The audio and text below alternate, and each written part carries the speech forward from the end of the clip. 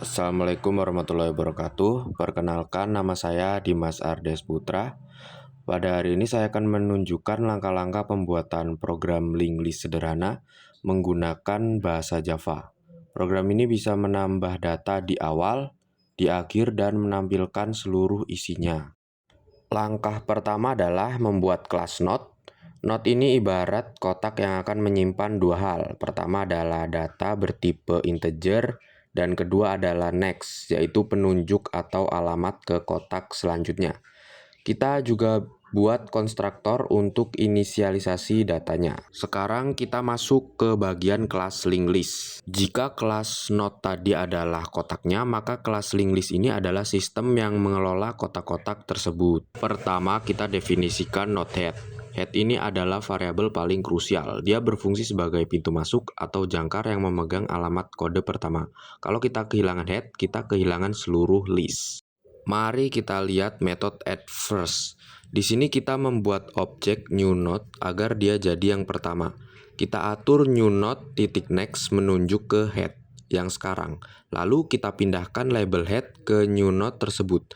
Sekarang data baru resmi berada di urutan terdepan.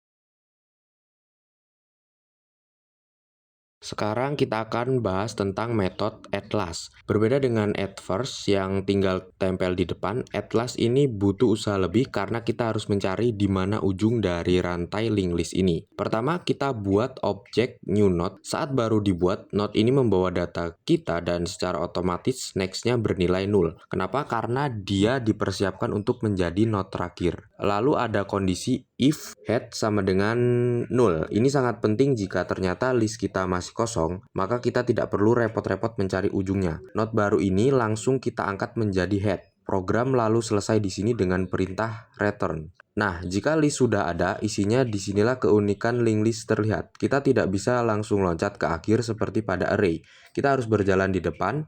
Kita buat variabel bantuan bernama temp yang kita letakkan di head, lalu kita gunakan perulangan while temp.next tidak sama dengan 0. Perhatikan kondisinya. Kita bukan mengecek apakah temp itu 0, tapi kita mengecek apakah tangan kanan next dari node ini sudah kosong. Selama temp.next belum 0, artinya masih ada orang di depannya, maka temp sama dengan temp.next dijalankan agar kita melompat ke node selanjutnya. Lalu sekarang kita sampai pada bagian void display. Langkah pertama, kita buat sebuah variabel referensi bantuan bernama temp. Kita arahkan temp ini untuk berdiri di posisi head. Ingat, kita menggunakan temp supaya posisi head yang asli tidak berubah atau hilang saat kita menelusuri list. Kemudian kita masuk ke inti penelusuran, yaitu perulangan while. Kondisinya adalah while temp tidak sama dengan 0. Ini adalah instruksi pada program. Teruslah berjalan selama kamu masih memegang sebuah node. Begitu temp sampai di ujung setelah node terakhir, nilainya akan menjadi 0. Dan disitulah perulangan otomatis berhenti. Sekarang kita masuk ke bagian main method atau program utama gitu. Sekarang mari kita lihat bagaimana cara menjalankan semua program yang sudah kita buat tadi di dalam metode main atau program utama. Pertama, kita buat objek baru dari kelas link list, misalnya kita beri nama list. Objek inilah yang menampung semua fungsi kita. Kemudian saya memanggil list at first 10. Di sini angka 10 resmi menjadi kepala atau head. Selanjutnya saya panggil list at last 20 dan list at last 30. Perhatikan urutannya. Karena 20 dan 30 ditambah di akhir, maka mereka akan berbaris di belakang angka 10. Terakhir kita panggil list display. Saat dijalankan, program akan merangkai angka-angka tadi menjadi urutan 10, 20, lalu 30 yang diakhiri dengan 0 sebagai penanda bahwa list sudah selesai.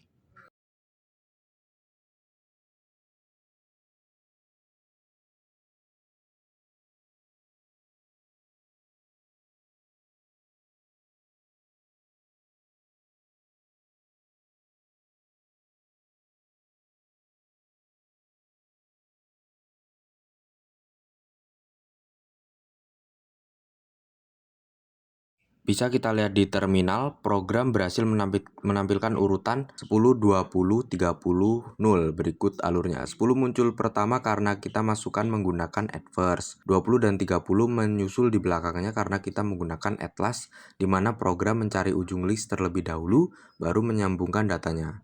0 di akhir menandakan bahwa list telah mencapai ujung dan tidak ada lagi data yang tersambung. Ini membuktikan bahwa seluruh metode mulai dari penambahan hingga penelusuran data telah berjalan dengan logis dan benar.